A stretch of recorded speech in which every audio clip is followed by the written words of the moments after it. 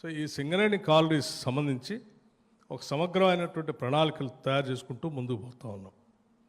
దీంట్లో భాగంగా ముందుగా సింగరేణి కాలనీస్లో పనిచేస్తున్నటువంటి కార్మికుల సంక్షేమం అనేది ఫస్ట్ ప్రయారిటీగా తీసుకున్నాం. ఆ ఫస్ట్ ప్రయారిటీ ఎందుకు తీసుకున్నాం అంటే వీళ్ళందరూ బాగుంటేనే రేపొద్దున ఈ సంస్థ బాగుంటుంది. వాళ్ళు మనస్ఫూర్తిగా ఇది నాది అని ధైర్యంగా వాళ్ళు పనిచేయగలిగినప్పుడే ఇది ఎదగటానికి అవకాశం ఉంటుంది.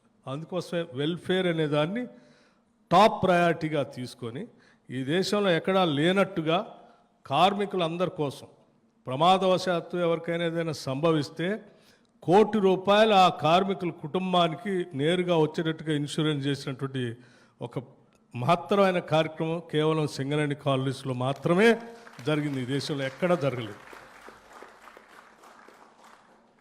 దానికి సంబంధించి ఈరోజు సరే దురదృష్టవత్తు ఏమైనా జరిగితే అందించేటువంటి ఈ కార్యక్రమం ఒక కుటుంబాన్ని ఇవాళ ఒక చెక్ కూడా అందిస్తూ ఉన్నాం.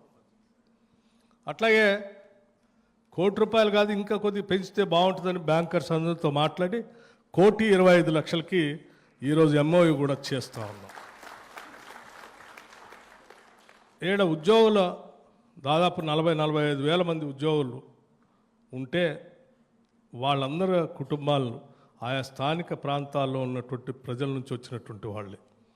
సో ఆ కుటుంబాలను నిలబెట్టడం కోసం తీసుకున్న ఈ కార్యక్రమంలో భాగంగా ఉద్యోగాలను రిక్రూట్మెంట్ చేసుకుంటూ సింగరేణి కేవలం ఒక మన రాష్ట్రానికే పరిమితం అయ్యేటట్టుగా కాకుండా ఇతర రాష్ట్రాల్లో కూడా ఎక్కడెక్కడైతే కోల్ మైన్స్ అందుబాటులో ఉన్నాయో ఆ రాష్ట్రాల్లో కూడా చేసి దీన్ని ఒక బలమైనటువంటి ఆర్థిక శక్తి కలిగినటువంటి వ్యవస్థగా మార్చాలనేదే రాష్ట్ర ప్రభుత్వం యొక్క ఆలోచన.